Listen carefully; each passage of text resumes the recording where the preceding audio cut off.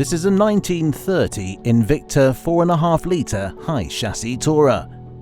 It's been fully restored from a rolling chassis across approximately 22 years.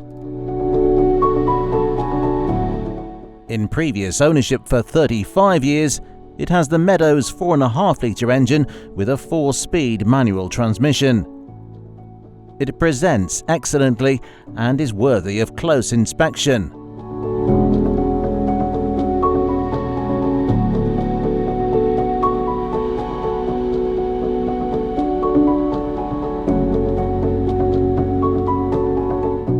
If you fancy a bit of action, it is VSCC eligible and has seen Hillclimb action previously.